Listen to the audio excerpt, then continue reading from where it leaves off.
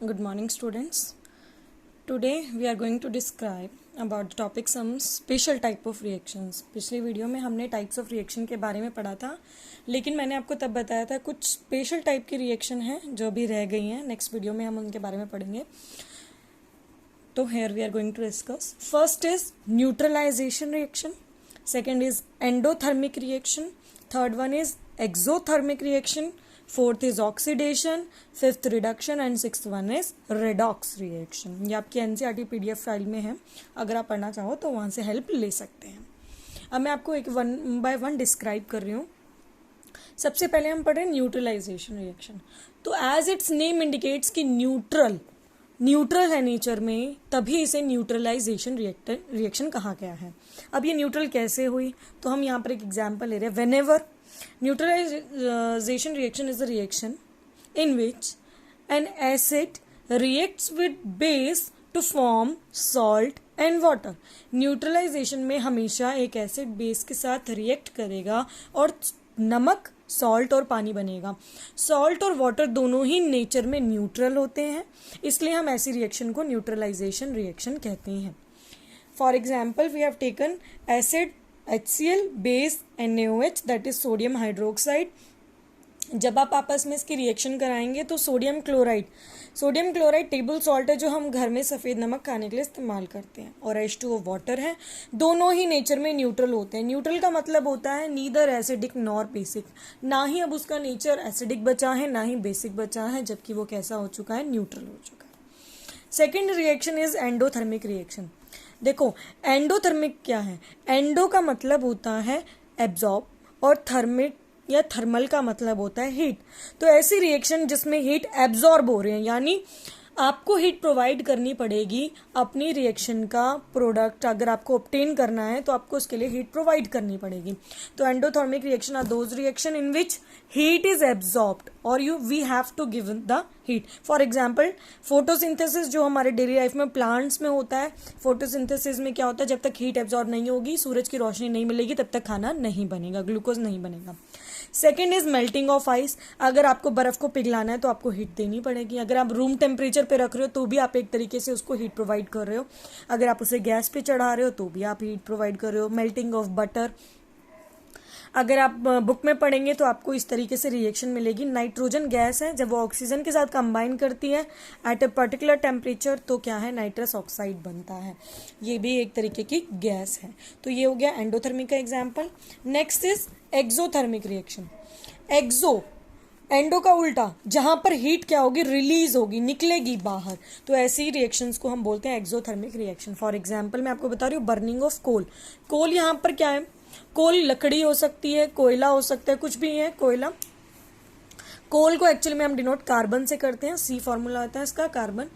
जब भी carbon oxygen से, यानी जब हम उसे बर्न करते हैं, जलाते हैं, तो कार्बन डाइऑक्साइड गैस प्रोड्यूस होती है. चाहे आप कोयला जलाओ, लकड़ी जलाओ, हमेशा CO2 गैस रिलीज होगी. साथ में हमने हीट दिखाया क्योंकि हीट रिलीज हो रही है. तो ऐसी रिएक्शन जिनमें हीट रिलीज होती है, these are known as exothermic reaction और these are the examples of exothermic reaction. Again, here is one example. When nitrogen gas combine with hydrogen gas, they will form ammonia. Ammonia very common product है, fertilisers में इस्तेमाल होता है, खेतों में डालने के लिए अमोनिया का इस्तेमाल किया जाता है, और लेबोरेटरीज में भी इसके बहुत ही यूजेस हैं. इसमें भी हीट रिलीज होती है. That is why it is known as exothermic reaction. Our fourth type is oxidation reaction. Oxidation reaction क्या होता है, ऐसी रिएक्शन, ध्यान रखना, ऐसी रिएक्शन जिसमें ऑक्सीजन ऐड होगी. ऑक्सीडेशन वो रिएक्शन है जिसमें ऑक्सीजन ऐड होगी, या फिर जरूरी नहीं हमेशा ऑक्सीजन ऐड हो सकता है वहां पे हाइड्रोजन रिमूव हो रही हो. रिमूवल ऑफ हाइड्रोजन और addition of oxygen, both are known as oxidation reaction. For example अगर ये कॉपर है, अगर मैं कॉपर को ऑक्सीजन के साथ बर्न कर रही हूँ, जला रही हूँ, ऑक्सीजन गैस है यहाँ पे, तो CuO बनेगा. आपको यहाँ से क्या समझ में आ रहा है, यहाँ पर Cu कैसा है, अकेला. ऑक्सीजन यहाँ पर अलग से है, पर यहाँ पर कॉपर ऑक्साइड बन गया, यानी कॉपर ने ऑक्सीजन से जुड़ गया, कंबाइन कर लिया. ऐसी रिएक्शन को जहाँ पे या तो ऑक्सीजन ऐड हो रही हो या हाइड्रोजन रिमूव हो रहा हो, इसको हम ऑक्सीडेशन रिएक्शन कहते हैं. Our fifth type is reduction reaction. Reduction is just opposite of oxidation. Why? Because इसमें ऑक्सीजन ऐड हुआ था, यहाँ पर क्या होगा, हाइड्रोजन ऐड होगा, यहाँ पे हाइड्रोजन रिमूव हुआ था, यहाँ पर ऑक्सीजन रिमूव होगा। इसका मतलब रिडक्शन रिएक्शन ऑक्सीडेशन रिएक्शन का बिल्कुल क्या है, अपोजिट है। फॉर एग्जाम्पल कॉपर ऑक्साइड जो यहाँ बना, कॉपर ऑक्साइड मैंने उसकी हाइड्रोजन गैस के साथ रिएक्शन कराई, आपने क्या देखा, यहाँ पर कॉपर के पास ऑक्सीजन है लेकिन यहाँ पर कॉपर के पास कोई ऑक्सीजन नहीं है। इसका मतलब इसका ऑक्सीजन इससे छिन गया। ठीक है, यही पढ़ा ना हमने, रिमूवल ऑफ ऑक्सीजन। तो ये क्या हो गया, आपकी रिडक्शन रिएक्शन हो गई है। ऐसी रिएक्शन जिसमें ऑक्सीजन ऐड होगा ऑक्सीडेशन, जिसमें हाइड्रोजन ऐड होगा रिडक्शन। अब इसमें भी एक स्पेशल टाइप आई है जिसे हम बोलते हैं रिडॉक्स रिएक्शन। ना what is redox reaction? Redox, RED, read, red का मतलब है रिडक्शन, ऑक्स का मतलब है ऑक्सीडेशन।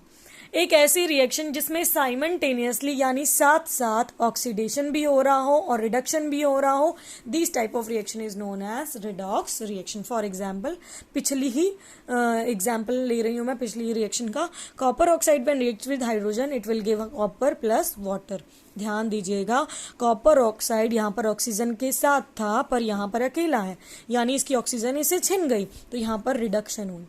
हाइड्रोजन अकेला था, उसको ऑक्सीजन मिल गई, वो पानी बन गया, वाटर बन गया, यानी यहाँ पर क्या हुआ, ऑक्सीडेशन हुआ। तो साइमल्टेनियसली दोनों साथ साथ चल रहे हैं, oxidation as well as reduction. This type of reaction is known as redox reaction. पिछली वीडियो में मैंने आपको कुछ रिएक्शन कराई थी जो आपकी मेन टाइप्स हैं एनसीईआरटी में, उसमें मैंने आपको एक डिकम्पोजिशन कराया था यानी breakdown.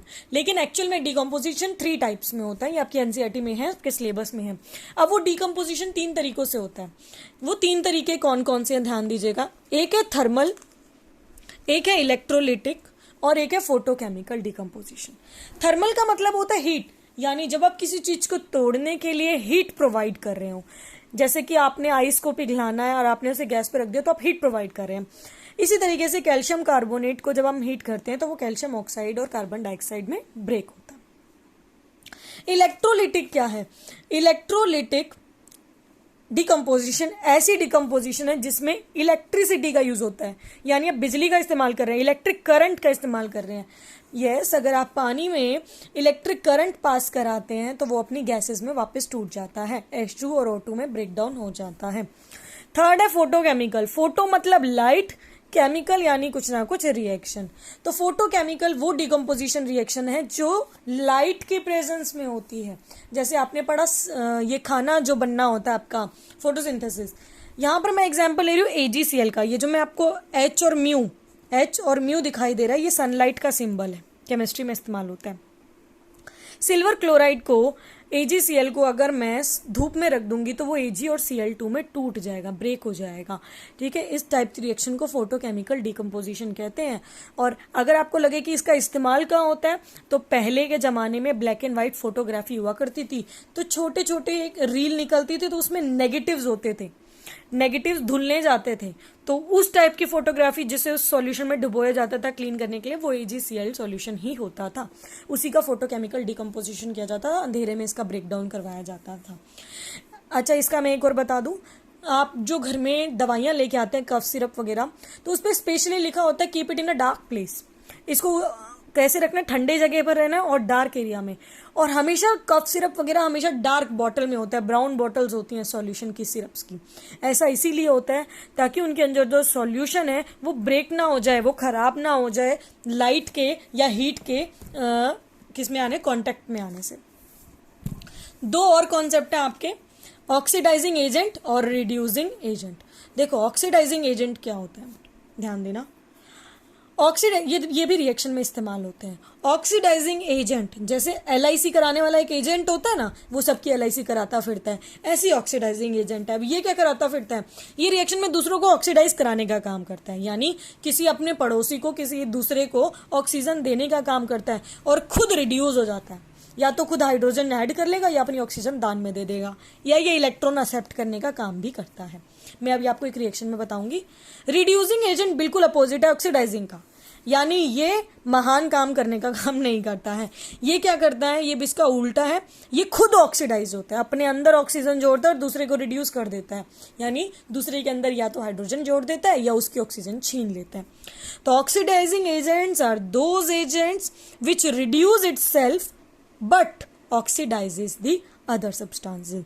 Reducing agents are those agents which oxidize itself but reduce the other. For example, देखो मैंने एक रिएक्शन उठाई है, NH3 अमोनिया के जब रिएक्शन में ऑक्सीजन के साथ करा रही हूँ तो NO नाइट्रस ऑक्साइड बन रहा है और पानी निकल रहा है, वाटर। ध्यान दीजिएगा, NH3NH3 यहाँ पर बन गया NO, हाइड्रोजन हट गई, ऑक्सीजन जुड़ गई, क्या हो गया इसका, ऑक्सीडेशन। ऑक्सीजन यहां पे हाइड्रोजन को ले बैठा, पानी बना लिया, addition of hydrogen is known as reduction, यानी इसका क्या हो गया, रिडक्शन हो गया। अब ध्यान दीजिएगा, NH3 ने अपना हाइड्रोजन दे दिया और ऑक्सीजन जुड़ गया। मैंने आपको क्या बोला था, जब ऑक्सीजन खुद में जोड़ ले तो वो सेल्फिश इंसान कौन है, रिड्यूसिंग एजेंट, यानी कि ये कौन है, रिड्यूसिंग है। ऑक्सीजन अकेला था, इसने क्या किया, हाइड्रोजन के साथ जुड़ गया, ठीक है, हाइड्रोजन के साथ जुड़ के इसको ऑक्सीडाइज करने का काम किया, यानी ये है ऑक्सीडाइजिंग एजेंट। दूसरे को तो ऑक्सीडाइज कर दिया, खुद बेचारा हाइड्रोजन से जुड़ गया। तो ऐसा सेक्रीफाइस करने वाला दयावान कौन है, हमारा ऑक्सीडाइजिंग एजेंट।